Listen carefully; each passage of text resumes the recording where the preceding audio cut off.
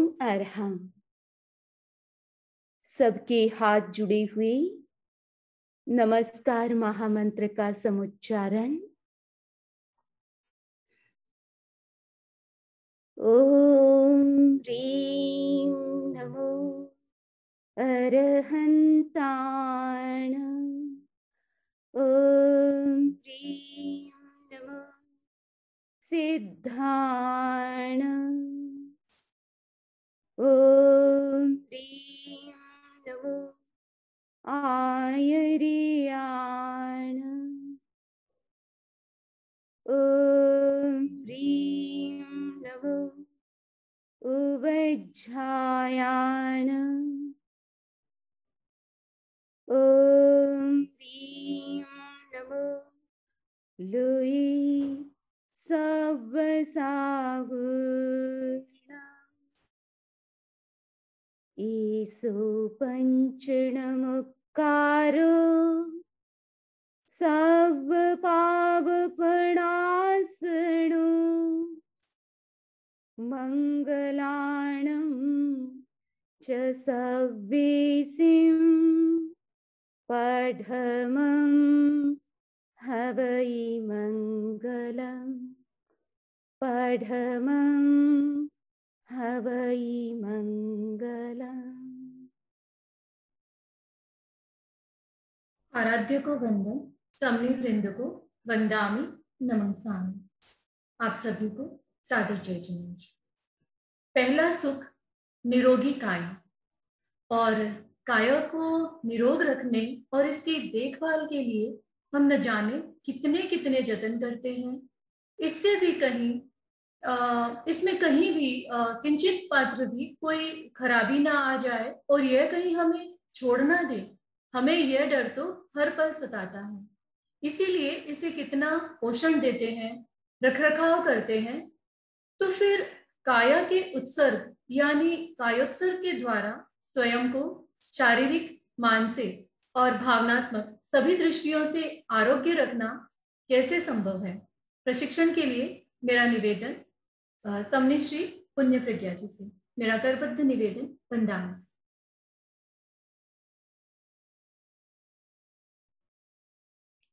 आरोग्यवो हि लाभं समाहि वरमुत्तमं दिन्तु। चन्देषु निर्मलयरा आयिच्चेषु अह्यं पयासयरा। सागरवर गंभीरा सिद्धा सिद्धिं मम दिशन्तु। सिद्धा सिद्धिं मम दिशन्तु। वीतराग परमात्मा को नमन। परमाराध्य गुरुदेव के चरणों में वंदन। उपस्थित अध्यात्म जिज्ञासु भाइयों और बहनों, आरोग्य आध्यात्मिक चिकित्सा से इसके अंतर्गत आज हम कायोत्सर्ग की चर्चा करेंगे। बंधुओं, यह कायोत्सर्ग शब्द विशेष रूप से जैन पारिभाषिक शब्द है। यह शब्द अपने आप में साधारण अर्थ और गूढ़ और व्यापक अर्थ लिए हैं। यह कायोत्सर्ग शब्द अपने आप में एक दर्शन है, सिद्धांत है, साधना है, साधना की विधि और स्वयं साधना की सिद्धि है। इसीलिए कहा गया कि जैन कुल में जन्म लेने वाला, जैनी कहलाने वाला कायोत्सर्ग को अवश्य जानता है। यदि वह कायोत्सर्ग को नहीं जानता तो जैन धर्म की आत्मा को भी समझ नहीं सकता। हमारी साधना की शुरुआत और साधना की सिद्धि इस कायोत्सर्ग में समाई हुई है। इसलिए कहा गया कि कायोत्सर्ग ही पहला स्टेप है साधना का और यही अंतिम स्टेप भी है। आज हम स्वास्थ्य के संदर्भ में कायोत्सर्ग की चर्चा करने जा रहे हैं, तो उसके साथ भी कहा जा सकता है कि कायोत्सर्ग उत्तम स्वास्थ्य का पहला स्टेप भी है और अंतिम स्टेप भी है। हमारे आचार्यों ने कहा, जो व्यक्ति एक की सम्यक आराधना करता है वो सब की आराधना कर लेता है। कायोत्सर्ग उन सब में ये एक है जिसके बारे में कहा गया, एके साधे सब सधे। एक को साध लो, सब सध जाएंगे।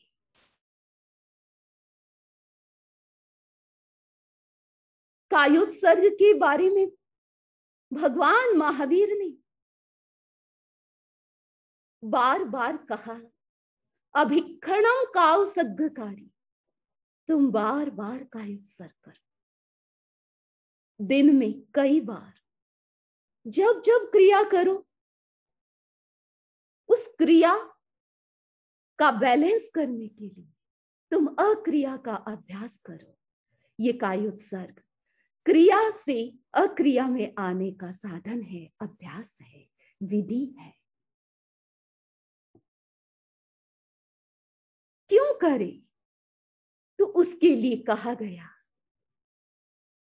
जो व्यक्ति सब दुखों से उपरत होना चाहता है, मुक्त होना चाहता है, उसे कायोत्सर्ग करना चाहिए।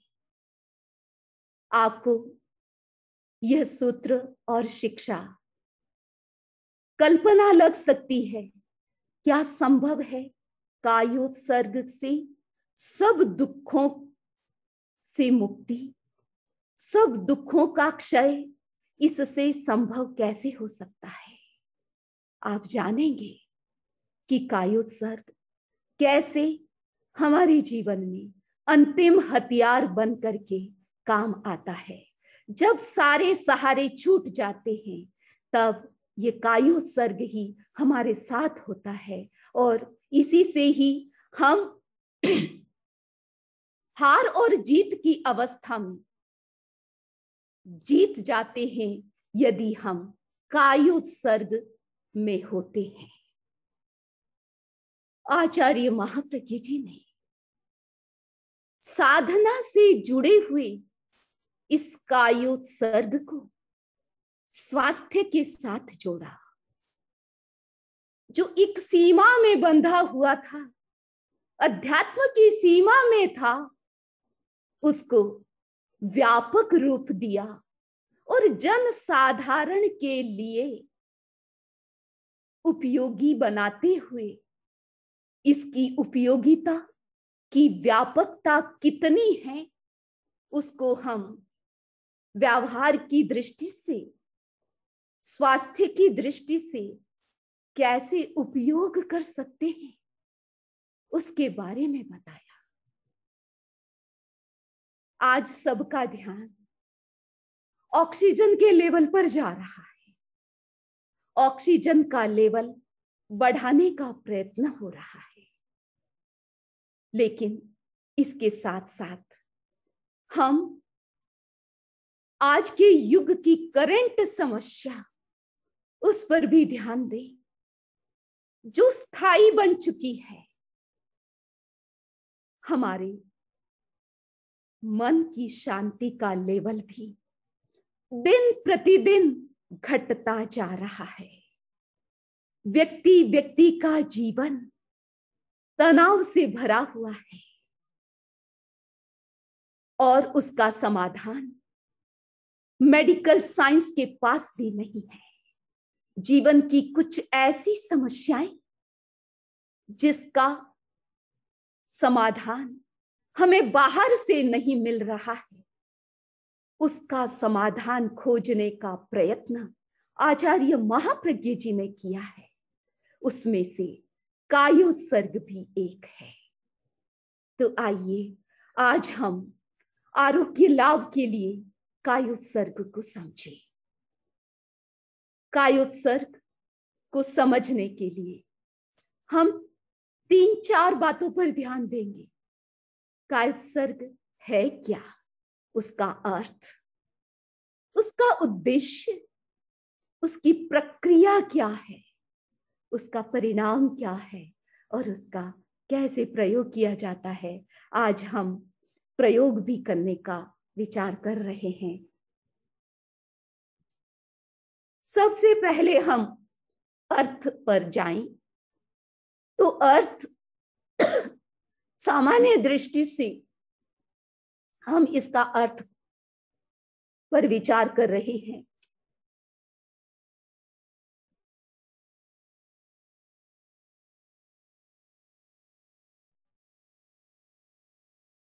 हमने पहले ही कहा था कि इसका अर्थ सरल भी है और गूढ़ भी है, लेकिन आज हम सरल भाषा में कायोत्सर्ग को समझने का प्रयत्न करेंगे। तो सीधा सा इसका अर्थ है काया प्लस उत्सर्ग। जब दो शब्दों को मिलाते हैं तो कायोत्सर्ग बनता है। काया का मतलब है शरीर, बॉडी, और उत्सर्ग, और ये उत्सर्ग इसका व्यापक रूप से वर्णन किया गया। ये काया के साथ भी जुड़ा हुआ है और अन्य के साथ भी जुड़ा हुआ है, लेकिन आज हम काया से जुड़ा हुआ उत्सर्ग, उसके बारे में समझेंगे। उत्सर्ग का मतलब है छोड़ देना, गिव अप, त्यागना, ध्यान हटा देना, इग्नोर कर देना। ये कैसे संभव है, उसे ही समझना है। बात हम ट्रीटमेंट की कर रहे हैं, चिकित्सा की कर रहे हैं, और प्रायः चिकित्सा में कुछ न कुछ लिया जाता है, लेकिन ये ट्रीटमेंट ऐसा है जिसमें कुछ छोड़ना होता है। छोड़ने की बात हम कर रहे हैं। छोड़ करके हम अपना ट्रीटमेंट कैसे कर सकते हैं, ये जानना है। तो उत्सर्ग का मतलब है छोड़ना। अब क्या छोड़ना, ये बात समझनी है। जिसको आप पकड़ करके बैठे हैं, जिसको आपने टाइट पकड़ लिया है या उसको खुद को टाइट कर लिया है, जब आप कोई चीज को टाइट करते हैं और उसको कस करके पकड़ते हैं तो उस पर दबाव भी जाता है। तो हमें उस पकड़ को छोड़ना है, उस दबाव को छोड़ना है। जब कोई चीज दबती है तो उसमें खिंचाव भी आता है, उस खिंचाव को भी छोड़ना है। हम किसी चीज को क्यों पकड़ते हैं, उसके पीछे एक बहुत बड़ा कारण है। हम इसीलिए पकड़ते हैं कि हम उससे अटैच हैं, उसके प्रति हमारा अटैचमेंट है, हमारा लगाव है, हमारा जुड़ाव है।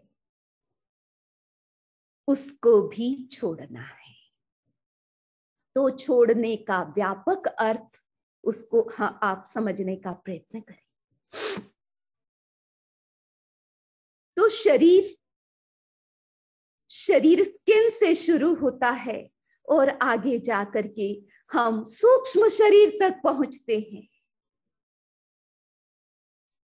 तो शरीर को हमें स्किन से लेकर सूक्ष्म शरीर तक उसकी पकड़ को छोड़ना है, उसे रिलैक्स करना है। अभी भी आप सब बैठे हैं, काफी लोग जुड़े हुए हैं और अपनी अपनी पोजीशन में बैठे होंगे। आप अपने आप को चेक करें कि अभी आप अपने शरीर के किस भाग को पकड़े हुए हैं। अगर पकड़े हुए हैं तो उसमें दबाव भी होगा, उसमें तनाव भी होगा, उसमें अकड़न भी होगी, स्टिफनेस भी होगा। आप ध्यान से देखें, आपके कंधे रिलैक्स है या नहीं, आपका चेहरा रिलैक्स है या नहीं, आपकी नेक मसल्स, आप पालथी लगा के बैठे हैं या कुर्सी पर बैठे हैं, आपके पैर कैसे हैं, कमर का भाग, आप पूरे शरीर को देखें, शरीर के हर अंग अंग को देखें। कहीं कोई तनाव तो नहीं है। जब जब आप बैठे, पता नहीं कितना याद रहता है कि आप रिलैक्स बैठते हैं। हमने कई लोगों को देखा है, बात करते हुए तनाव चेहरे पर उतर आता है। जब कुछ देखते हैं तो आंखों पर तनाव आ जाता है। बैठते हैं तो बैठने की मुद्रा में भी तनाव होता है।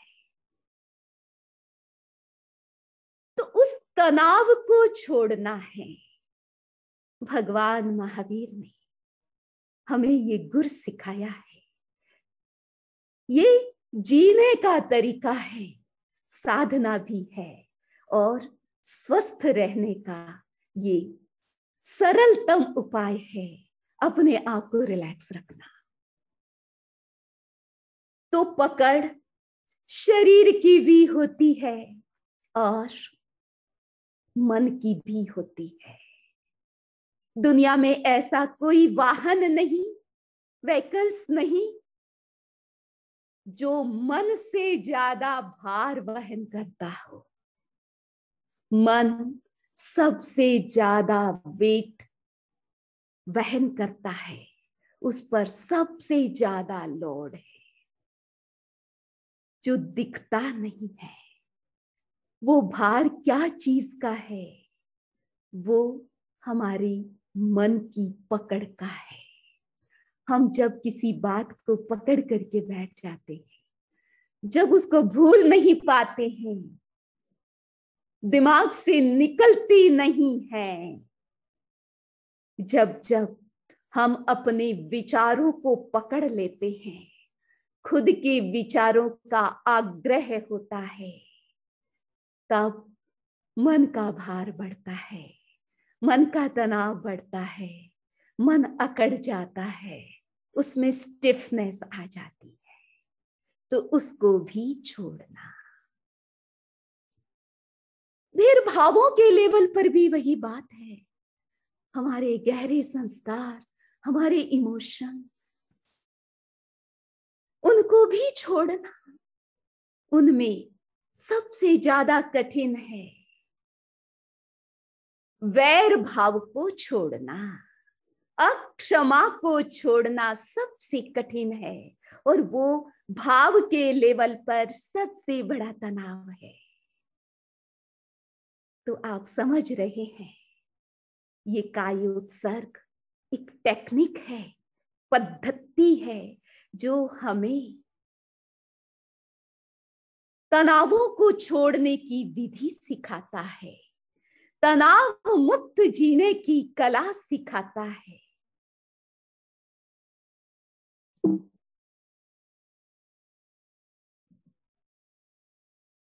यदि हम इस कायोत्सर्ग का पूरा अर्थ समझें तो उसका अर्थ होगा, कायोत्सर्ग का मतलब है शरीर की स्थिरता। शरीर कायोत्सर्ग की शुरुआत शरीर से होती है।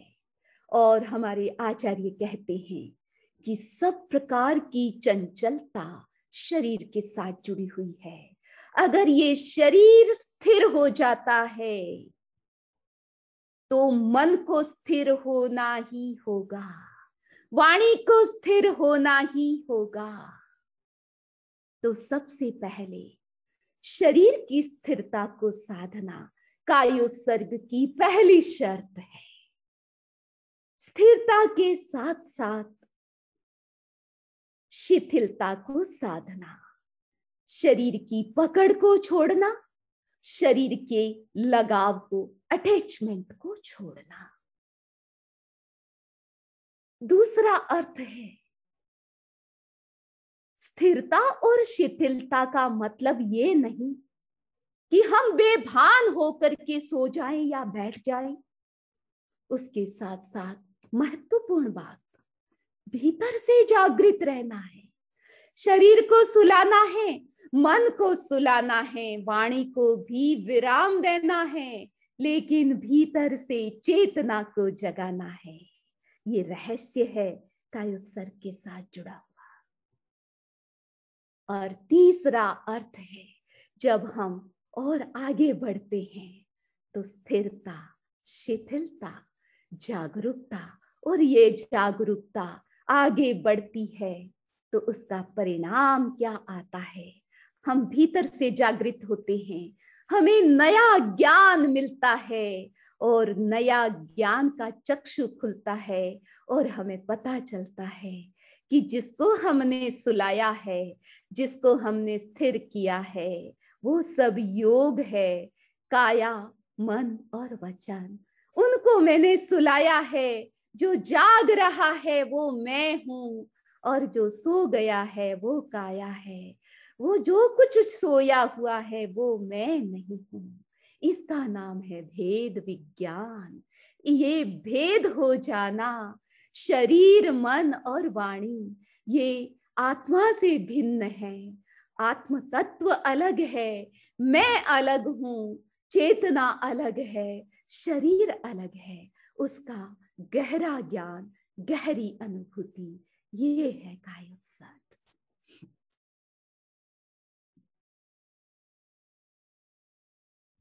हमारा प्रयोजन क्या? क्यों हम कायोत्सर्ग करते हैं? सीधा सा प्रयोजन। किसी प्रयोजन के बिना हम कोई क्रिया नहीं करते। कायोत्सर्ग क्रिया के साथ नहीं, अक्रिया के साथ जुड़ा हुआ है। तो अक्रिया की भी एक क्रिया हो गई है। तो इसका उद्देश्य है तनाव मुक्त होना। सिंपल भाषा में, आप अपनी भाषा में यहां समझने का प्रयत्न करें। तनाव 3 प्रकार के, शरीर के लेवल पर, मन के लेवल पर और भावों के लेवल पर अभी हमने पहले चर्चा की है। तो तीनों का संबंध इसके साथ जुड़ा हुआ है। तो हमारा पर्पस सॉल्व करता है कायोत्सर्ग। हम इसके लिए ही, तनाव मुक्ति के लिए। और ये तनाव जब आता है तो मलिनता आती है, अशुद्धि आती है। तो उस अशुद्धि को दूर करने के लिए, विशुद्ध होने के लिए, अपना खुद का परिष्कार करने के लिए हम कायोत्सर्ग करते हैं। आचार्य महाप्रज्ञ जी ने सिंपल भाषा में कहा, मैं शारीरिक, मानसिक और भावनात्मक तनावों से मुक्त होने के लिए कायोत्सर्ग करता हूं, करती हूं। ये हमारा सिंपल प्रयोजन हुआ। अब कायोत्सर्ग कैसे किया जाता है? प्रक्रिया को हम जाने, विधि को जाने तो उसकी पूर्व भूमिका, सबसे पहले अगर रिलैक्स होना है तो तनाव देना होगा। तनाव भी साधन है तनाव मुक्ति का। कांटे से कांटा निकलता है, हीरे से हीरा कटता है। वैसे ही तनाव दे करके हम तनाव मुक्त होते हैं। तो सबसे पहले कायोत्सर्ग में प्रवेश करने से पहले हम पूरे शरीर को तनाव देते हैं। तो ये पूरी विधि है। एड़ियां मिली हुई, पंजे खुले रहे और खड़े खड़े हम दोनों हाथों को ऊपर ले जाएं, उन्हें इंटरलॉक करें। इंटरलॉक करके श्वास भरते हुए पंजों के बल पर, यानी पंजों के बल पर हम खड़े हों और पूरे शरीर को तनाव दें। श्वास भीतर रुका हुआ रहेगा। श्वास को रोक करके पूरे शरीर को तनाव देना है, अर्थात अंगूठे से लेकर सिर तक शरीर के एक एक नस को, पूरी नर्व्स को तनाव देना है। और फिर श्वास छोड़ते हुए धीरे धीरे दोनों हाथों को मूल पोजीशन में ला करके पूरे शरीर को रिलैक्स करना है। इस विधि को हम 3 बार दोहराते हैं। अब श्वास कैसे किया जाता है, उसकी स्थिति कैसी रहती है, तो हम कायोत्सर्ग खड़े होकर, बैठकर और सो करके भी कर सकते हैं। जो लोग शक्ति संपन्न हैं, स्वस्थ हैं, वो खड़े रहकर कर सकते हैं, क्योंकि खड़े खड़े कायोत्सर्ग के अतिरिक्त लाभ है, विशेष लाभ माने गए। शक्ति का ऊर्ध्वारोहण खड़े खड़े कायोत्सर्ग से होता है। भगवान महावीर अधिकांशतः कायोत्सर्ग में ही रहते थे और वो भी खड़े खड़े कायोत्सर्ग करते थे। तो पहली विधि है खड़े रह करके कायोत्सर्ग करना। और खड़े रहकर हमारी लगभग एड़ियां पास में रहे, नजदीक में रहे और दोनों हाथ थाइस के सटे रहे, पूरा शरीर रिलैक्स रहता है। दूसरी विधि बैठ कर कायोत्सर्ग करने की यह विधि, इसमें आप पद्मासन, अर्ध पद्मासन, सुखासन, वज्रासन, इन सभी आसनों का प्रयोग कर सकते हैं। जिस आसन में भी आप सुविधा पूर्वक लंबे समय तक स्थिरता पूर्वक आसानी से बैठ सकते हैं, आपका ध्यान बार बार आपके शरीर पर न जाए, उस मुद्रा में आप बैठे, तो ये बैठने की विधि। और कायोत्सर्ग आप सो करके भी कर सकते हैं। तो स्वास्थ्य लाभ की दृष्टि से लोग सो करके कायोत्सर्ग करते हैं, उसकी भी पूरी विधि बताई गई है। आप इमेज में देख सकते हैं कि आपका पूरा शरीर बिल्कुल ढीला, रिलैक्स रहता है, ताकि आपका ध्यान शरीर के किसी भी भाग में बार बार नहीं जाता है। अब कुछ बातें हैं जिसको भी आप ध्यान में रखें जब भी आप कायोत्सर्ग करें। आपका स्थान, उसमें कोई डिस्टरबेंस ना हो, शांत और स्वच्छ स्थान हो, जहां शुद्ध प्राणवायु आपको मिले, खुला स्थान हो थोड़ा।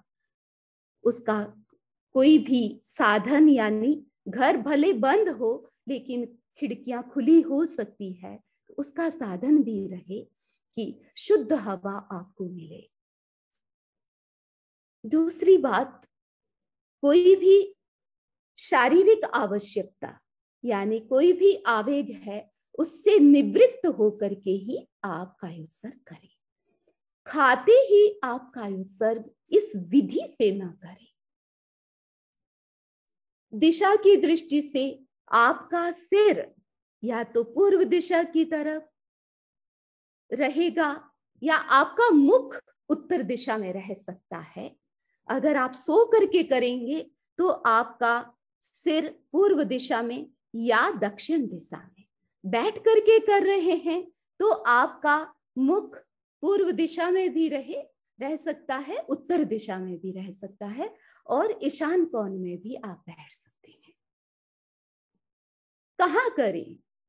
गुरु सन्निधि या कोई भी स्पिरिचुअल प्रेजेंस में आप करते हैं तो आपका कायोत्सर्ग जल्दी लगता है, आपको जल्दी सफलता भी मिलती है और अनुभव भी जल्दी होता है। या फिर आप अपने घर पर जो पवित्र स्थान है, आपके पूजा का, उपासना का स्थल है, उसका चुनाव करें। और यदि आप घर पर कायोत्सर्ग करते हैं तो स्थान बदले नहीं, एक ही स्थान पर आप प्रतिदिन उसी स्थान पर बैठ करके, और जिस आसन पर आप बैठते हैं, जो मैट, जो भी आसन आप यूज करते हैं, सीधा आप जमीन पर न बैठे, कुछ सपोर्ट लेकर के आप बैठे, तो वो भी न बदले, उसी पर आप बैठे। आपके वस्त्र सिंपल रहे, साधारण रहे, ताकि उस पर भी आपका ध्यान न जाए, और हो सके तो आप सादे सफेद वस्त्रों में कायोत्सर्ग का अभ्यास करें।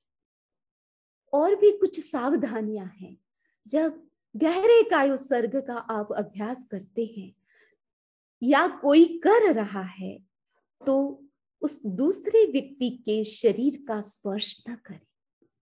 यदि वो ध्यान की अवस्था में है तो उसके सिर का भी स्पर्श न करें। जब जब आप कायोत्सर्ग करें तो एक समय का निर्धारण जरूर करें, ताकि वो सूचना आपके भीतर चली जाए और ऑटोमेटिक वो समय होते ही आपकी आंख खुल जाए, आपका कायोत्सर्ग पूरा हो जाए। इसीलिए कि मैं 20 मिनट तक, मैं आधे घंटे तक कायोत्सर्ग का अभ्यास कर रहा हूं, इस प्रकार समय का निर्धारण भी आप करें। यदि किसी को कायोत्सर्ग में नींद आ गई है तो उसको भी आप ऐसे झटके के साथ स्पर्श करके उसे न उठाएं। अगर उठाना भी पड़े तो धीरे से उनका आसन हिलाएं या फिर उसके अंगूठे को कोमलता से स्पर्श करें।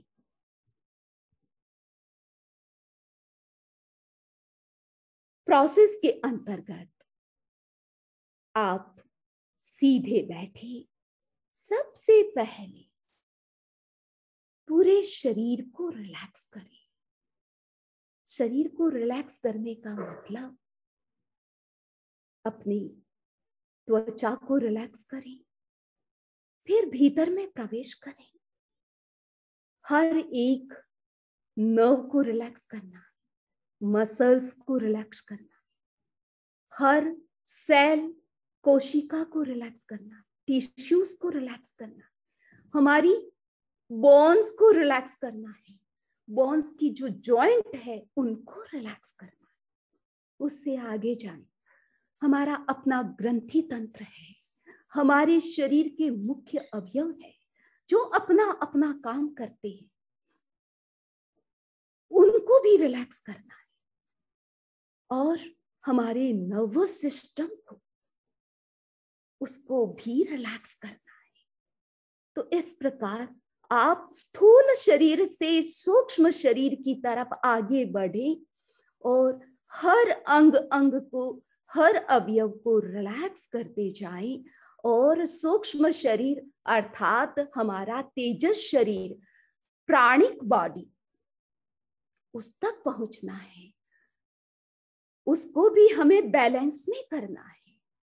और कर्म शरीर, तत्पश्चात हम सेल्फ रियलाइजेशन यानी आत्मा की अनुभूति, ये सारी प्रक्रिया हमारे कायोत्सर्ग की प्रक्रिया है, जो हम स्थूल शरीर से सूक्ष्म शरीर और सूक्ष्म शरीर से हम आत्मानुभूति तक पहुंचते हैं। अब किस लेवल का कायोत्सर्ग हम करते हैं, उसका प्रभाव किस लेवल तक होता है। यदि आपके पास समय नहीं है आपको केवल स्वास्थ्य लाभ ही करना है, स्वास्थ्य की दृष्टि से कायोत्सर्ग का अभ्यास करना चाहते हैं तो आप 1 मिनट का भी कायोत्सर्ग कर सकते हैं। यानी एक लंबा गहरा श्वास लेते हैं, उस गहरे लंबे श्वास में भी आप अपने पूरे शरीर को रिलैक्स कर सकते हैं। तो 1 मिनट का, 2 मिनट का, और थोड़ा समय है तो 10 मिनट का कायोत्सर्ग करें। 10 मिनट के कायोत्सर्ग में आपका पूरा शरीर, आपकी मसल्स, नर्व्स बिल्कुल रिलैक्स हो जाती है। यदि थोड़ा और टाइम दें और प्रतिदिन 45 मिनट्स तक आप कायोत्सर्ग का अभ्यास करते हैं तो उसका प्रभाव शरीर पर तो जाता ही है, शरीर स्वस्थ तो होता ही है, उसके साथ साथ आपका मन भी स्थिर होता है, एकाग्र होता है और इमोशनल लेवल पर आप स्वस्थ होने लगते हैं। और गहराई में जाना चाहते हैं तो हमारे आचार्यों ने कहा है 8 श्वासोच्छ्वास से लेकर 1000 श्वासोच्छ्वास तक आप कायोत्सर्ग का अभ्यास करें। यानी लंबा कायोत्सर्ग कर सकते हैं। अंतर मुहूर्त से लेकर 60,000 वर्ष तक कायोत्सर्ग किया जा सकता है। इतना लंबा पीरियड इसका है।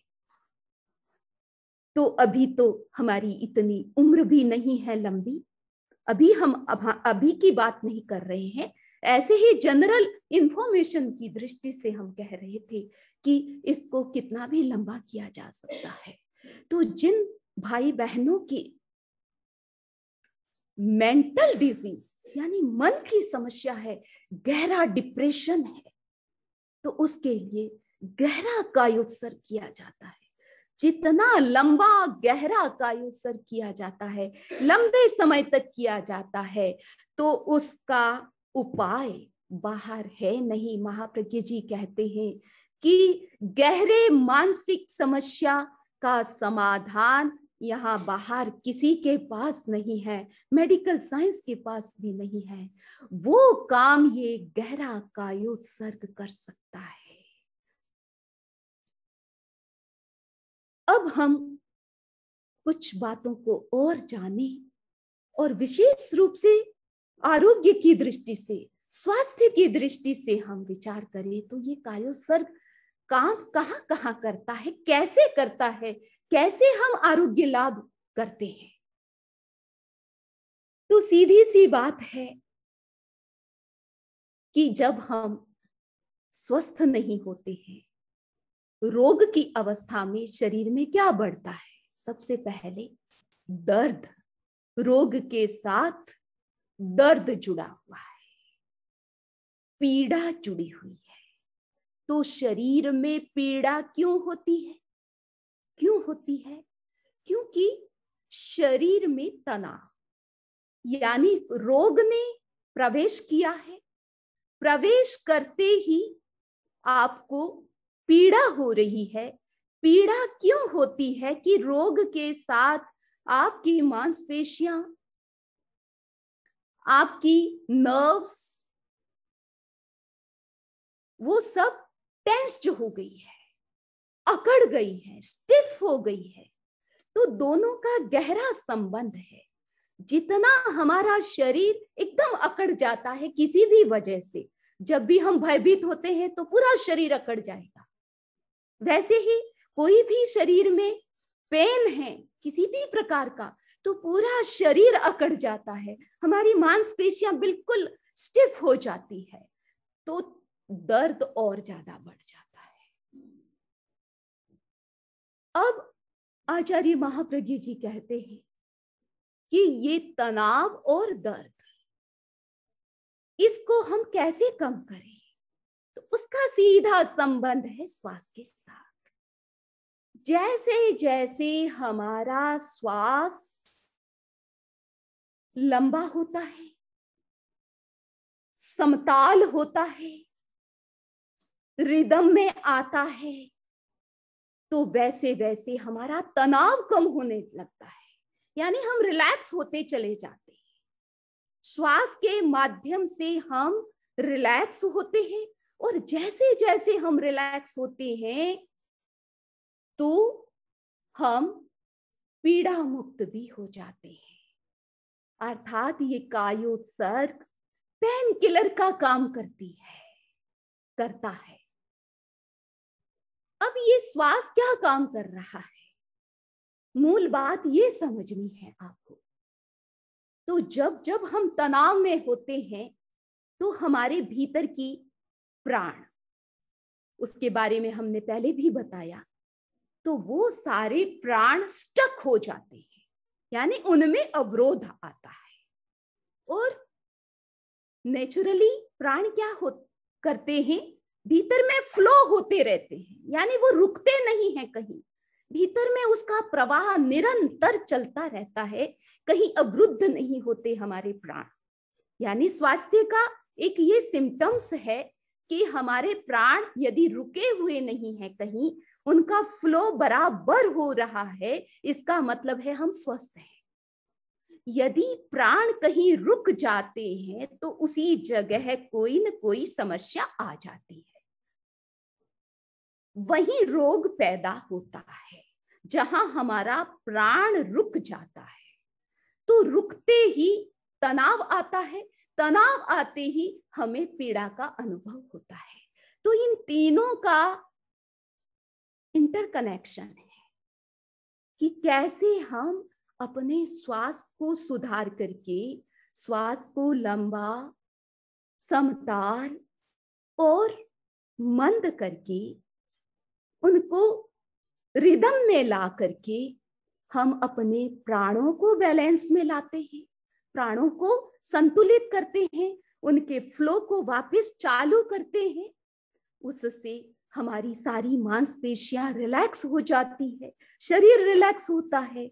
शरीर जितना रिलैक्स उतनी ही पीड़ा कम होती है और रोग धीरे धीरे शांत होने लगता है।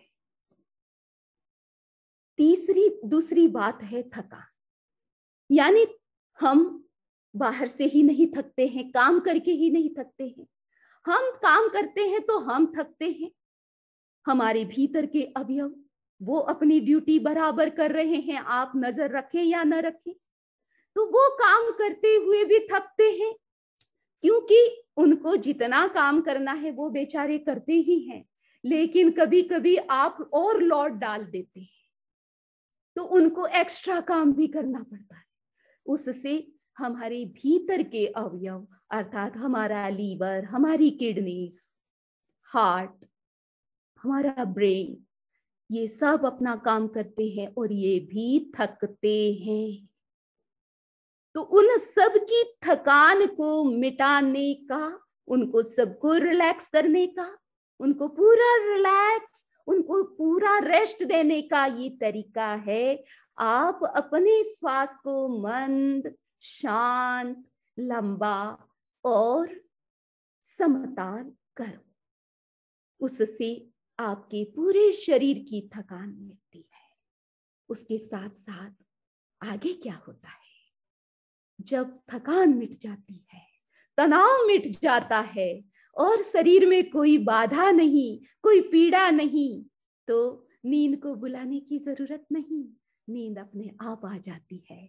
तो जिन भाई बहनों को अनिद्रा की प्रॉब्लम है, नींद समय पर नहीं आती है, कायोत्सर्ग के अभ्यास से नींद आराम से समय पर आने लगती है। इसके साथ साथ एक बात और जुड़ी हुई है, वो ये है कि जो भाई बहन लंबे समय तक सो नहीं पाते हैं तो उनकी नींद पूरी नहीं होती, नींद पूरी नहीं होती है तो रेस्ट भी पूरा नहीं होता है।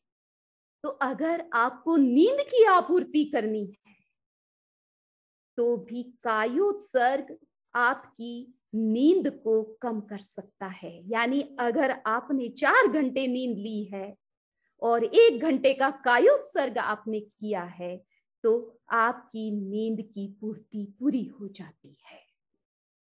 इसके साथ साथ साधना की दृष्टि से हम विचार करें तो कायोत्सर्ग से बाधा का निवारण होता है।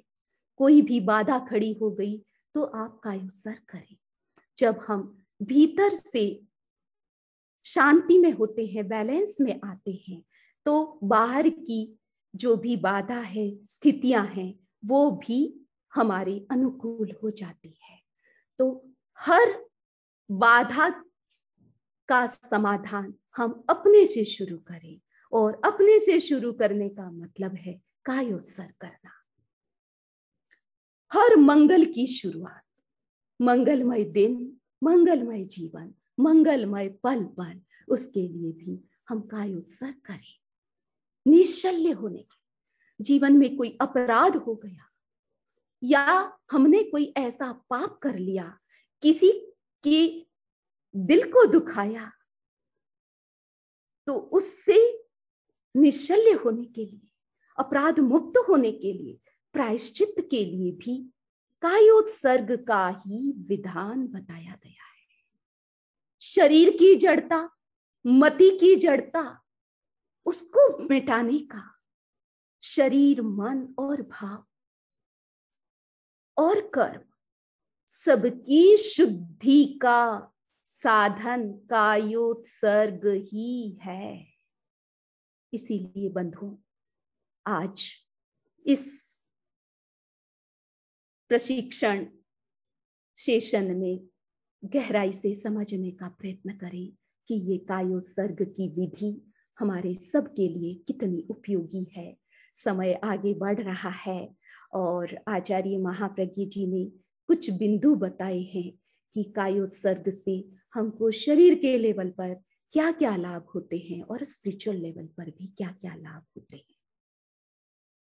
कंक्लूजन के रूप में देखा जा सकता है कि कायोत्सर्ग से हम अपने हार्मनी स्थापित करते हैं अपने साथ।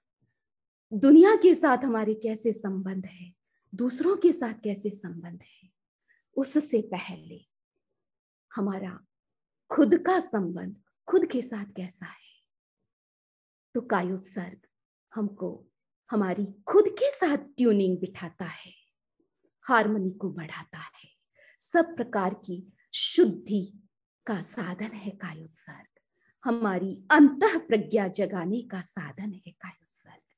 और शरीर के लेवल पर यदि कोई बीमारी आ गई है तो उसको हीलिंग करने का, शरीर में अगर कमजोरी है तो उसको दूर करने का, और शरीर में कोई इम्बैलेंस हो गया है, असंतुलन आ गया है, उसको दूर करने का, उसको संतुलित करने का साधन है कायोत्सर्ग। तो ये आरोग्य वृद्धि का वरदान है कायोत्सर्ग, और ये कायोत्सर्ग हर समय हमारे पास रहने वाली एक अचूक दवाई है। इस दवाई को हम सदा साथ में रखें और इसे अपनाएं, इसका मूल्य आंकें।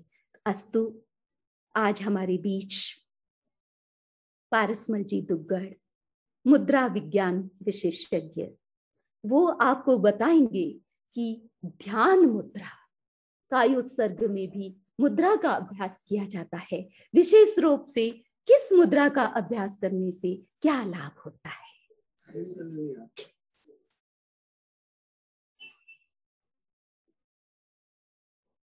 वंदे अरहम, वंदे गुरुवरम, वंदे सच्चम।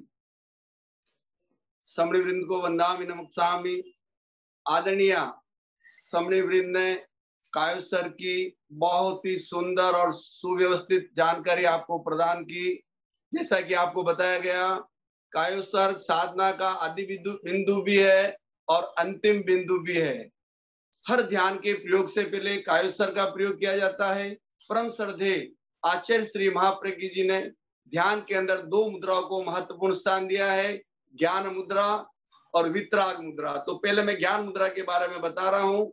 फर्स्ट फिंगर का अग्रभाग अंगूठे के अग्रभाग से लगाएं, शेष तीनों अंगुलियां सीधी, दोनों हाथ घुटनों पर रख सकते हैं। ये मुद्रा से देखिए कायोसर्ग तो 100 तालों की एक चाबी और अनगिनत लाभ होते हैं, लेकिन इनके साथ ये मुद्रा करने से लाभ का प्रतिशत कई गुना बढ़ जाता है। ये ज्ञान मुद्रा पूरे मस्तिष्क के स्नायु मंडल को प्रभावित करती है। जैसे मस्तिष्क की कोई भी बीमारी हो, अनबनापन, घबराहट, आवेग, आवेश, डिप्रेशन, करेक्टनेस, पागलपन, यहाँ तक फिट की बीमारी तक इससे ठीक होती है। जिन लोगों को बहुत ज्यादा गुस्सा आता है, यह मुद्रा के साथ डीप ब्रीदिंग करने से वो तुरंत शांत हो जाता है।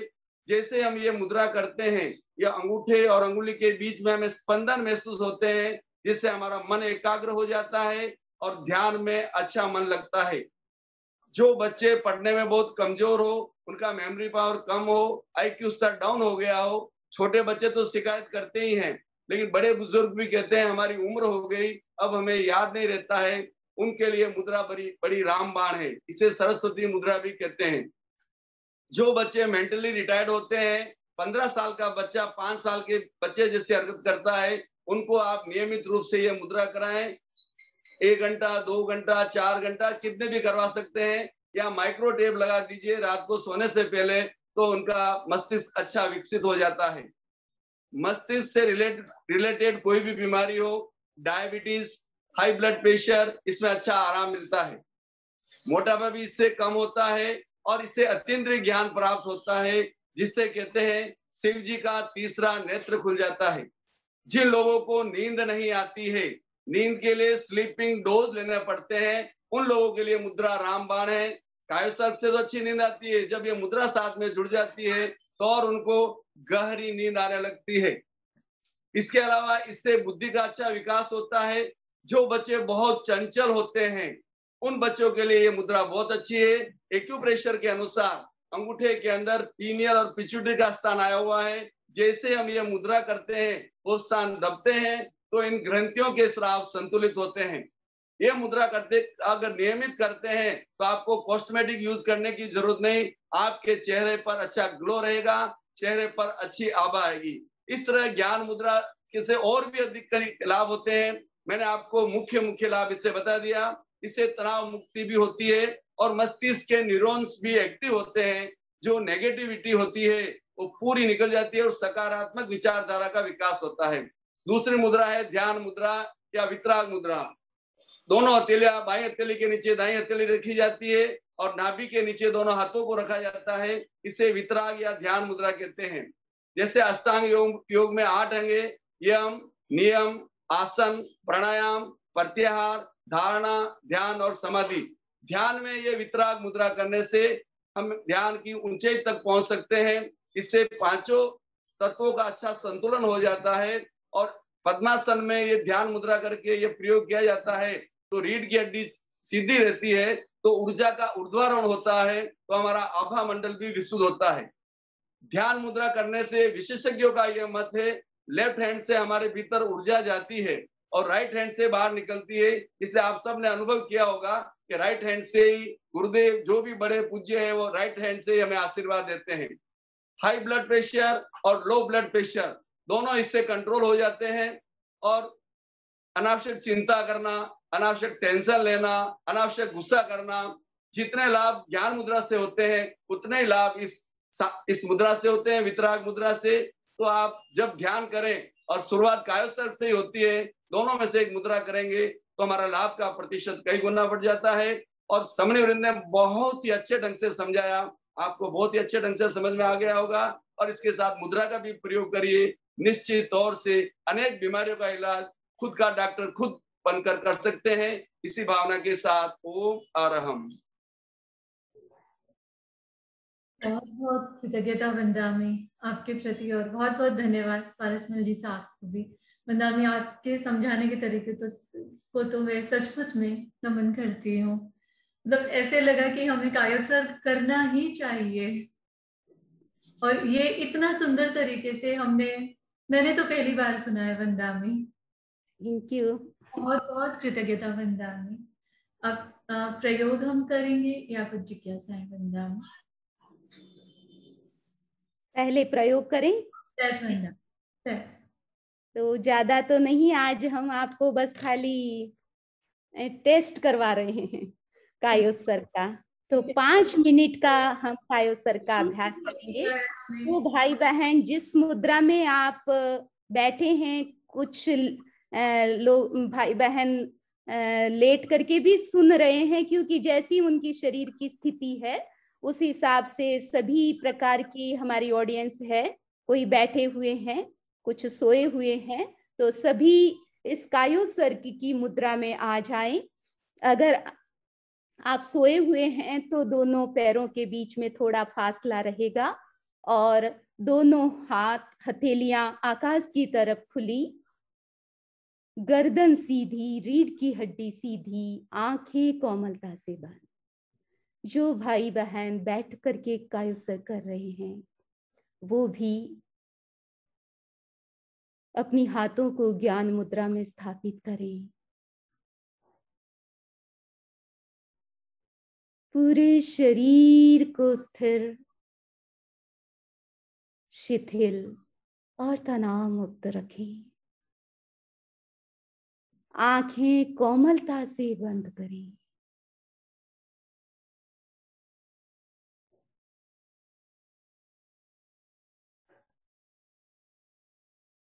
सबसे पहले शरीर की स्थिरता को साधें।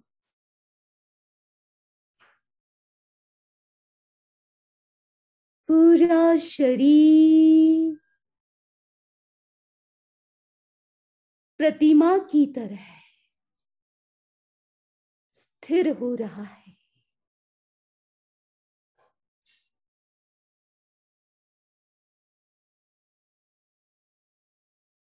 शरीर में होने वाली हलचल को शांत करें। अपनी तरफ से शरीर को कोई भी गति न दें।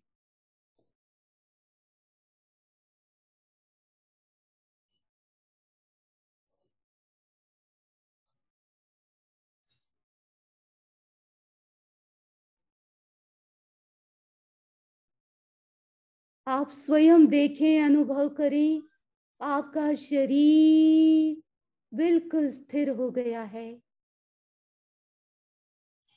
शरीर स्थिर, आंखों की पलकें भी स्थिर हो गई है।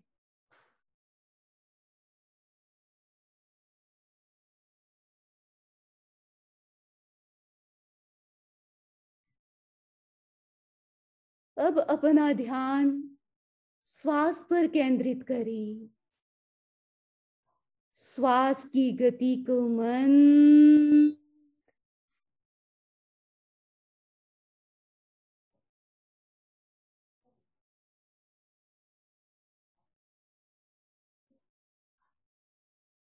मंद गति से श्वास लें, मंद गति से श्वास छोड़ें।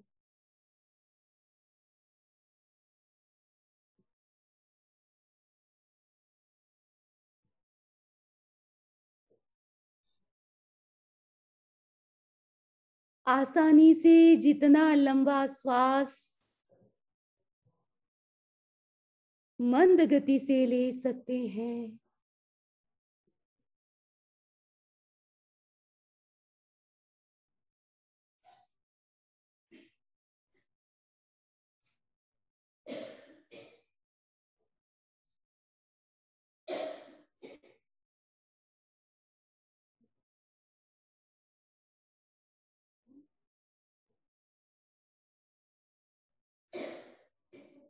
भीतर प्रवेश करें। शरीर स्थिर हो गया है। श्वास की गति मंद और शांत हो गई है।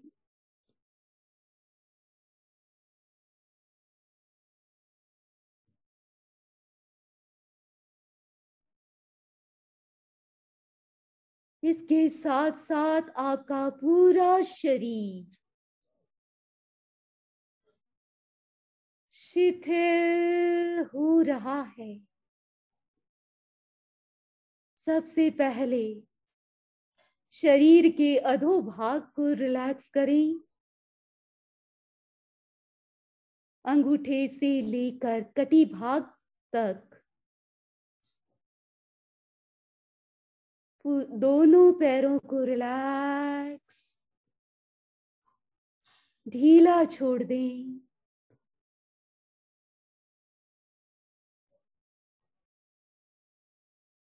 दोनों पैरों में कोई तनाव नहीं, अकड़न नहीं।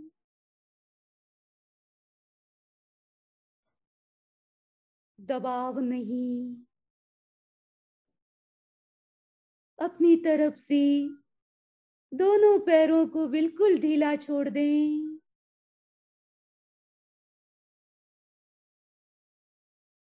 अब शरीर के मध्य भाग को रिलैक्स करें, कटी भाग से लेकर कंधे तक। पीठ का भाग,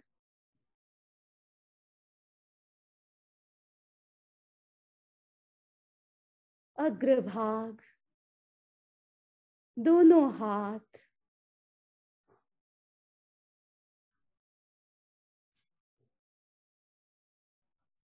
रिलैक्स।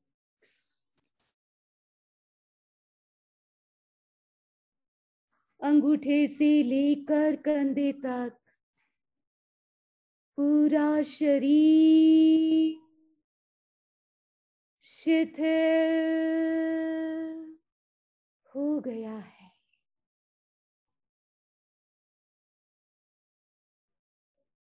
अब शरीर के ऊपरी भाग को रिलैक्स करें, गर्दन से लेकर सिर तक पूरे भाग को रिलैक्स करें, कहीं कोई तनाव नहीं। नेक मसल्स रिलैक्स। आपका मुखमंडल बिल्कुल रिलैक्स हो रहा है। मस्तिष्क में कोई तनाव नहीं। पूरा शरीर रुई की तरह है, फूल की तरह हल्का हो गया है, रिलैक्स हो गया है। पूरे शरीर में कहीं कोई अकड़न नहीं, कहीं कोई गांठ नहीं।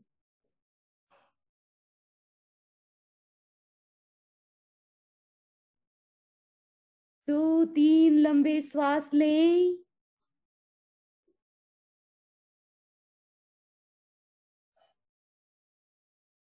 प्रत्येक श्वास के साथ आपका शरीर तनाव मुक्त हो रहा है।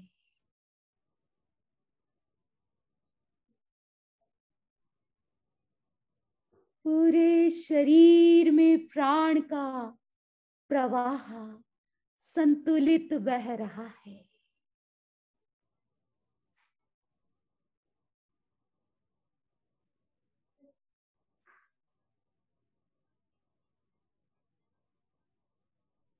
इन क्षणों में परम शांति का अनुभव करें।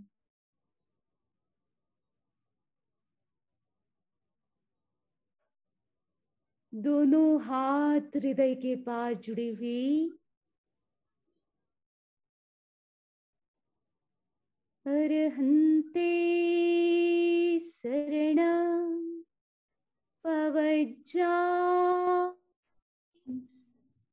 सिद्धे शरणं पवज्जा साहु शरणं पवज्जा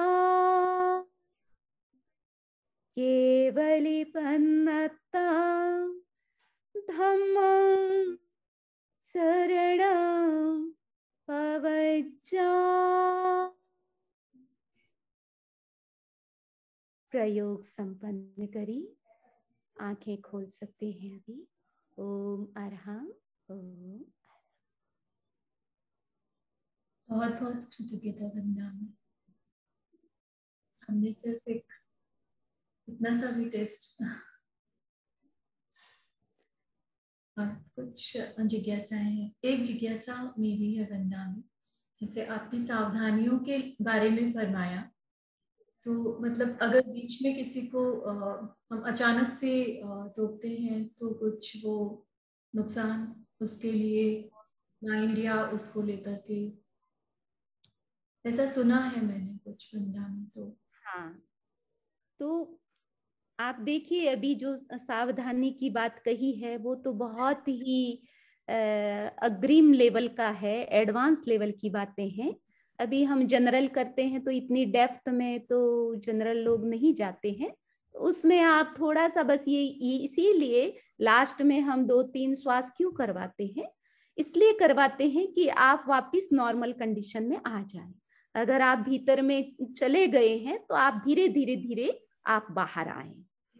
तो ये विधि है, और कभी बीच में भी आना पड़े तो ये इसी विधि से आप पूरा करें, कि यानी 2-3-4 लंबे श्वास ले करके आप धीरे धीरे धीरे नॉर्मल कंडीशन में आए। वंदा में मैंने ये इसीलिए पूछा कि इनकेस जो कर रहा है उसे तो पता नहीं चलेगा, अगर कोई बीच में उन्हें नहीं अगर पता होता और छेड़ देते हैं कोई भी अचानक से, तो उन्हें ये ध्यान में रहे। तो उन्हें वो भी बाहर से जो खड़े हैं और कोई अर्जेंट काम आ गया है तो उन्हें ये सुझाव उन्हें देना चाहिए कि 2-3 लंबे गहरे श्वास के साथ ध्यान का प्रयोग संपन्न करें, ऐसा सुझाव आप दें, ताकि वो सामने वाला भी समझ जाता है। गहराई में न भी होगा तो भी समझ जाता है, अगर गहराई में है तो भी वो धीरे धीरे बाहर आने का प्रयत्न करेगा। उनका बाहर वाले लोग इस बात को ध्यान रखें कि इस माइंड तरीके से आप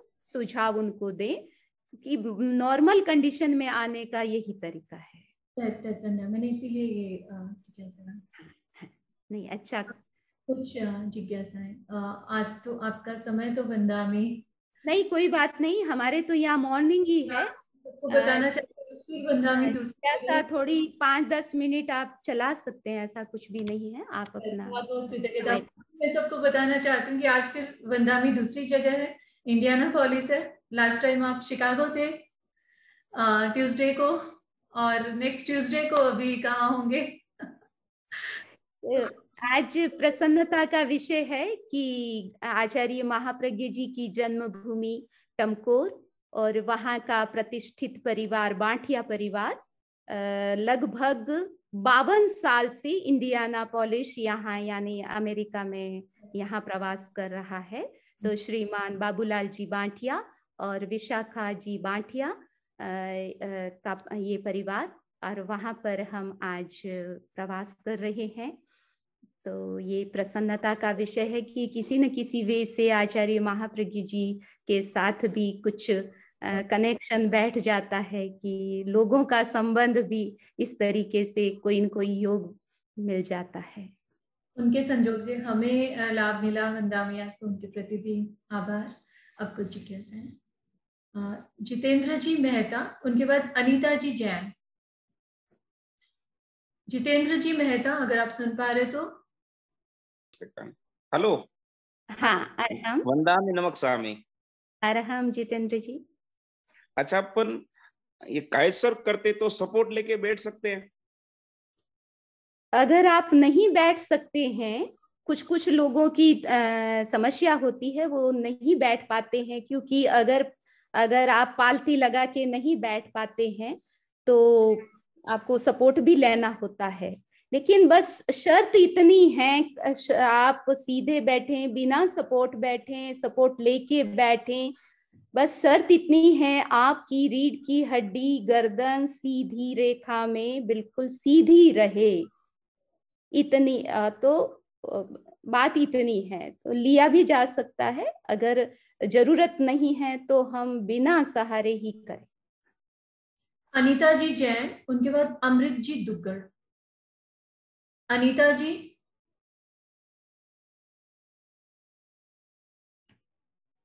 अमृत जी दुग्गड़, उनके बाद सुनीला जी नाहर। नहीं, सुनीला जी का तो शायद ऑडियो। अमृत जी दुग्गड़। अमृत जी, आप सुन पा रहे हैं मुझे? मेरी आवाज आ तो रही है ना? सीमा वैद कौन जी है? आ रही है आपकी आवाज? हाँ हाँ हाँ हाँ। प्रकाश जी वैद। अच्छा, अभी अनीता जी ने अनम्यूट किया है। बोलिए अनीता जी, आप पूछिए। अनीता जी बोलो। हाँ जी, सभी को जय जिनेन्द्र। हाँ, ये जो योग अभ्यास है ये तो बहुत अच्छा है, ध्यान वाला। इसे तो 5 मिनट में ही अंदर खोने का हो जाता है, पर ये है कि एकदम उठना पड़ गया तो क्या करें? 5 मिनट में आपके पास 2 डिवाइस चल रहे हैं क्या? तो एक को आप बंद कर सकते हैं। उन्होंने 5 मिनट का कुछ। अनीता जी आप जी 2 डिवाइस चल रहे हैं और कुछ आपकी आवाज क्लियर नहीं आ रही। अनीता जी 5 मिनट का कुछ उन्होंने पूछा। अच्छा, 2 डिवाइस चल रहा है, पता नहीं कैसे चल रहा है। हाँ, अभी अभी बोलिए बोलिए। जी मैं कह रही थी कि जैसे ध्यान में बैठे, लगाया तो एकदम लगा कि शरीर शिथिल हो गया, बैठ गए और एकदम से बैल बज गई, उठना पड़ गया, तो क्या करें? अगर उठना पड़ गया कोई जगह बैल आवश्यक। बैल बज गई। आपको घर की स्थिति पता है कि कभी भी बज सकती है, तो उस हिसाब से ही आप ज्यादा गहराई में नहीं जा सकते। आप वो नॉर्मल जो फिजिकल लेवल पर हम कायोसर करते हैं, वो तो आप कभी भी कर सकते हैं, उसमें कोई ये बाधाएं नहीं है। जो सावधानियां बताई गई है वो एडवांस लेवल की बताई गई है। ठीक है, पहली बात तो ये ध्यान रखें। और जब भी आपकी बैल बजे तो एकदम झटके के साथ न जाएं। थोड़ा सा धैर्य रखें, हल्का सा अपने आप को नॉर्मल बना दें, फिर उठें। अमृत जी तुगड़, उनके हाँ, बाद बंदा भी नमस्कार है महाराज। अरहम। हाँ महाराज, मैं आपको 4-6 महीने से आपको फॉलो कर रहा हूँ, शिकागो से देख रहा हूँ मैं रेगुलर। अमृत भाई, हाँ अच्छा। हाँ, और आप वो हरांग हिरिंग हुरुंग जो किया था तो एकदम ये घंटे जैसे बजने लगे थे अंदर से एकदम। तो बहुत ही महसूस हुआ आज आपके बातों की, आपके दर्शनों के, बहुत अच्छा लग रहा है। आज भी फॉलो कर रहा हूँ मैं। बस मेरी मेमोरी नहीं रहती, मेमोरी बहुत कमजोर है मेरी। तो आज मुद्रा का अभ्यास बताया था ना, मेमोरी। हाँ हाँ, ज्ञान मुद्रा का। अभी आपको ऐसे बैठना ही नहीं है, जब जब बैठो तब मुद्रा में ही बैठो। अच्छा अच्छा, ठीक है। तो ये आपके लिए सही रहेगा। ठीक है, मैं आपसे दर्शन करूंगा मैं। अच्छा, थैंक यू। प्रकाश जी बैद, उनके बाद पमिता खिच्चा या प्रणीता। स्वामी पमिता अरहम। अमरम। प्रकाश जी, हाँ हाँ जी, बोल रहा था हाँ। जैसे मैंने क्या कि कुछ से जैसे मैं ध्यान करता हूँ तो ध्यान करते करते बीच में मतलब माइंड को कभी कहीं चला जाता है। एक साथ में ध्यान नहीं कर पाता हूँ। कैसरो भी करने में जब भी करता हूँ कभी परिवार का कुछ आ गया, कभी कुछ चलता रहता है दिमाग में। तो उसके लिए मेरे क्या करना चाहिए समझ जी? प्रकाश जी, अच्छा, आपका प्रश्न तो सबका प्रश्न है। बस इस पर आप एक ही बात का ध्यान दें, एक बात पकड़ लें। ठीक है, हाँ उसमें हाँ पकड़ना जी। है कि जब भी आप ध्यान करें, काय उत्सर्ग करें, उसमें सबसे ज्यादा आपको ध्यान देना है वो श्वास पर देना है। जितने ओके। जितने आप श्वास के प्रति जागरूक रहेंगे कि श्वास को नहीं छोड़ना है, उसको उस पर टिके रहें आप, आपकी हर समस्या का समाधान हो जाएगा। ठीक है, ध्यान से संबंधित हर समस्या का समाधान इसी में ही है कि आप श्वास को न भूलें।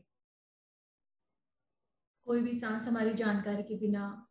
बिल्कुल, वो श्वास जैसे ही अभी हमने बताया ना का मंद श्वास और वो रिदमिक श्वास, ब्रीदिंग, वो आते ही फिर ये सब चीजें, बाहर के जितने भी प्रॉब्लम्स है, सब चीजें शांत होने लग जाती है। लेकिन हम क्या ध्यान में सीधे बैठ जाते हैं, इसको भूल जाते हैं। तो पहला काम हमें श्वास पर ही करना है। हम खुद ही शायद उन चीजों को याद करते और इसको भूल जाते, इसलिए वो सारी हाँ, क्योंकि हम उसमें बह जाते हैं चीजें। और श्वास को भूल जाते हैं। तो जब जब आपको विचार आए, आप श्वास को याद करो। ये बहुत ही अच्छा एक क्लू आपने पामिता जी खींचा, उनके बाद जी जी गुलगुलिया। ओम अरहम। मेरा प्रश्न ये है कि जब ध्यान के बाद या अभी कायत्सर के बाद आंखें खोली तो क्या ऐसे ही खोल देनी है या हथेलियां रगड़ के आंखों पे रख के वैसे खोलनी है? ये जो आंखों पर हम रखते हैं ये चार्ज करते हैं, क्योंकि अभी जब लंबा प्रयोग करते हैं तो हमारी पूरी एनर्जी एक्टिव होती है बॉडी में, और ये ऊर्जा का स्थान है हमारा हाथों का। तो इस दृष्टि से हम एक नॉर्मल पोजीशन में आने की दृष्टि से कि हम अभी भीतर से बाहर आ रहे हैं, तो वो एक पॉजिटिव एनर्जी हमारी ध्यान में जो पॉजिटिव एनर्जी एक्टिव हुई है, तो उसको लेने की दृष्टि से हम अपने चेहरे पर इस तरीके से हम अपनी आंखों पर ले जाते हैं। तो कभी कभी हम छोटा सा प्रयोग करते हैं जिसमें अभी इतनी कोई गहराई में गए नहीं हैं, तो उसको आप वैसे भी कर सकते हैं। नॉर्मल एकदम आंख सीधी न खोले, धीरे धीरे धीरे धीरे आंख आप खोल सकते हैं और करें। आपके पास टाइम है तो पूरी विधि से भी करें आप। प्रशम जी गुलगुलिया, उनके बाद नीतू जी। वंदामि नमंसामि। अरहम।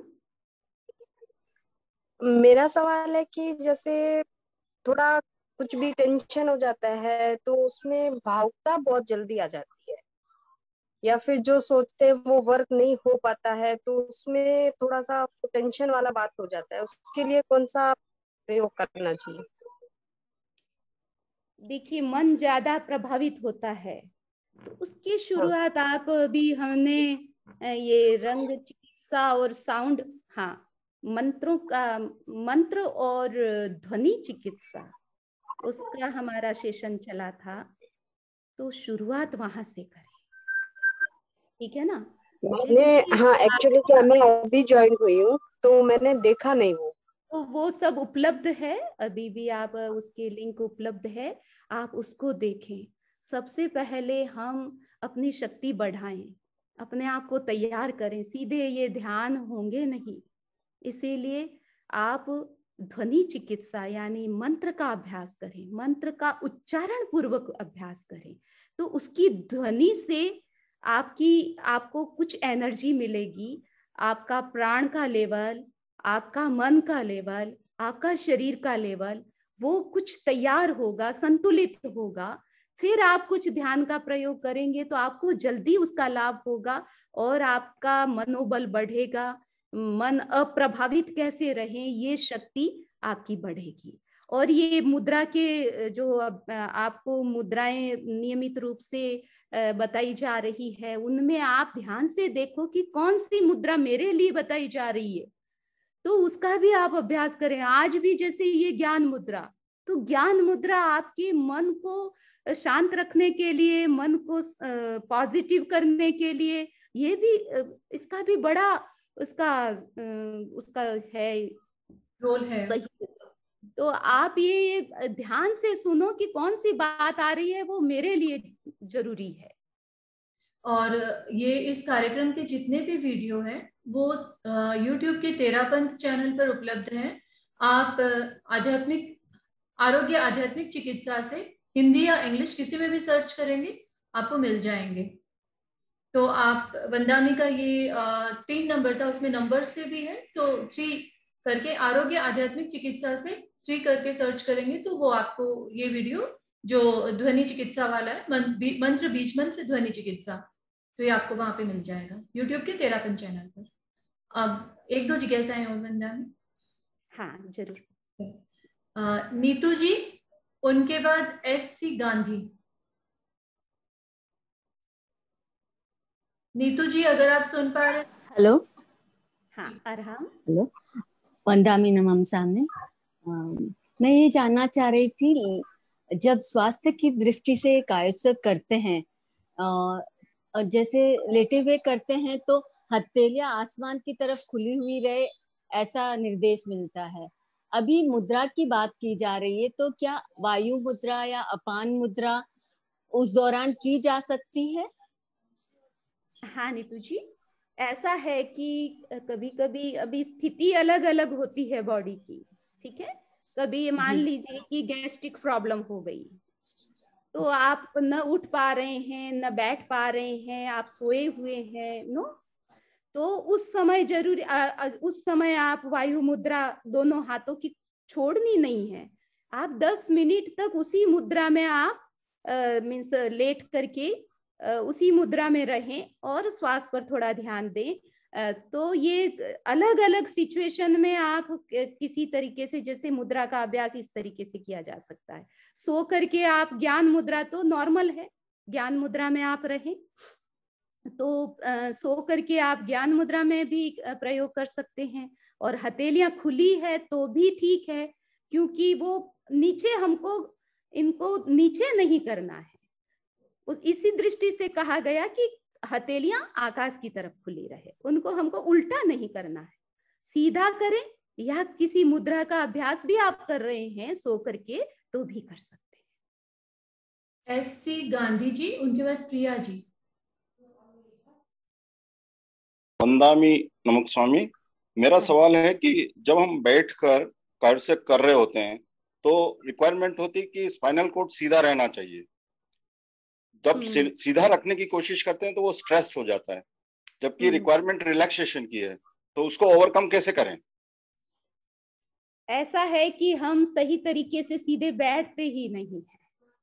अगर हमारा जो ओरिजिनल फॉर्म है हमारी रीढ़ की हड्डी का, अगर आप धीरे धीरे उसमें बैठें, ओरिजिनल फॉर्म है कि एकदम, कभी कभी लोग कहते अकड़ करके बैठ जाते हैं, हम सीधा बैठने का कहते हैं और वो एकदम अकड़ करके बैठ जाते हैं। ऐसे अकड़ करके बैठोगे तो आप लंबे समय तक नहीं बैठ पाओगे। इसीलिए उसकी विधि है कि आपका ये जो पेडू का भाग है वो पीछे जाता है, यानी हमारी हिप्स है वो पीछे जाते हैं, और हमारी जो मेरुदंड है वो आगे की तरफ इस तरीके से आता है। तो आपको खुद को आराम लगेगा जब आप इस मुद्रा में जाते हैं, आप इस तरीके से बैठते हैं तो ऐसा लगता है कि आपको कोई दबा रहा है पीछे से और आपको अच्छा लगता है। तो और फिर धीरे धीरे धीरे, पहले आपको अभ्यास नहीं है इसीलिए ऐसा लगता है, अदरवाइज ये कभी आपको ऐसे नहीं लगेगा कि उसमें स्टिफनेस आ गई है, क्योंकि वो तो हमारा ये ओरिजिनल फॉर्म है। हम एकदम सही मुद्रा में बैठे हैं, उसमें कोई थकान भी नहीं आती है, तनाव भी नहीं आता है। और कैसे बैठना, कैसे खड़े होना, कैसे लेटना, ये सारी जो आसन आध्यात्मिक, ये इसी सेशन के पहले दिन वंदामी ने यही आसन और आहार में समझाया था। तो वो वीडियो भी आप देख सकते हैं कि हमें कैसे बैठना चाहिए और कैसे खड़ा होना चाहिए। हाँ, उसमें सब बताया। गर्दन का भी है, तो बहुत कम लोगों को पता है कि उसका ओरिजिनल फॉर्म शेप क्या है।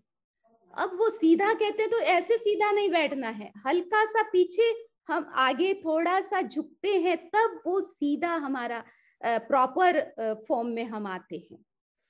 तो ये सारी छोटी छोटी बातें हैं जो ऐसा लगता है कि हम इसमें ज्यादा देर तक नहीं रह सकते, लेकिन थोड़ा सा ध्यान दोगे तो आप ये आपके लिए बाधक नहीं बने पाते।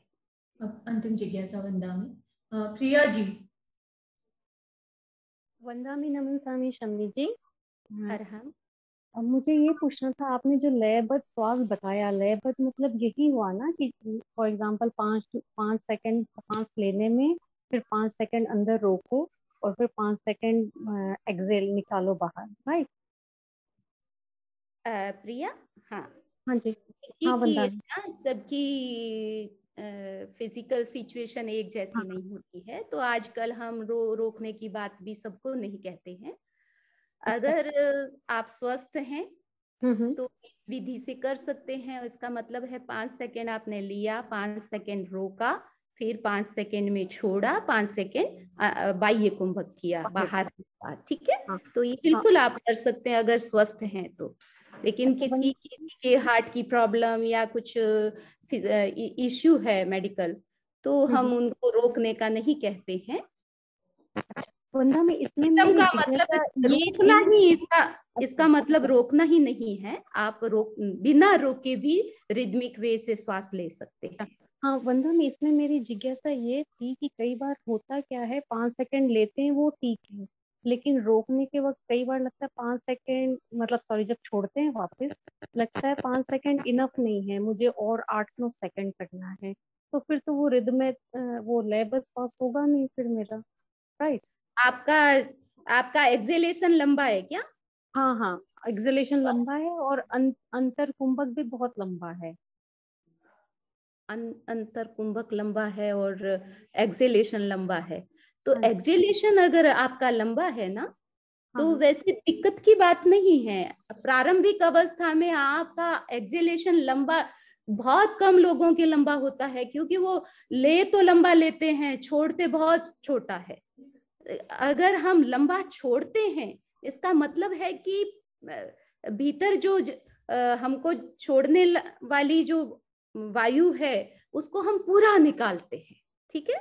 तो अगर एक्सेलेशन थोड़ा लंबा होता है तो चलता है, ठीक है।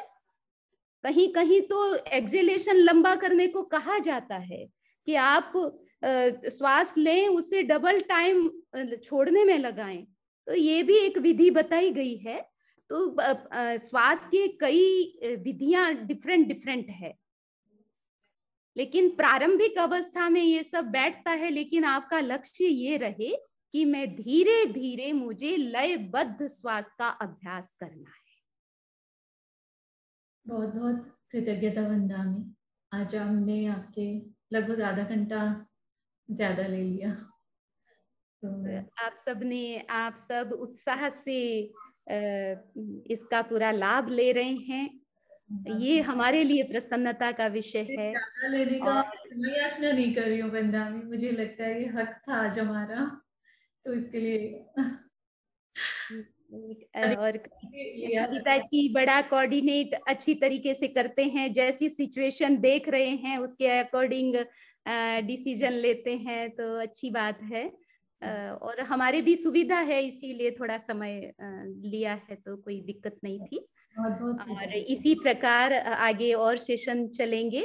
नेक्स्ट हमारा अनुप्रेक्षा का है, और कैसे हम ऑटो सजेशन, सेल्फ टॉकिंग से हम अपने रोग को कम कर सकते हैं और हम खुद स्वस्थ हो सकते हैं। कितनी बड़ी शक्ति है हमारी अपनी टॉक, सेल्फ टॉक और स्वयं के सुझाव, तो उसके बारे में आप सुन पाएंगे।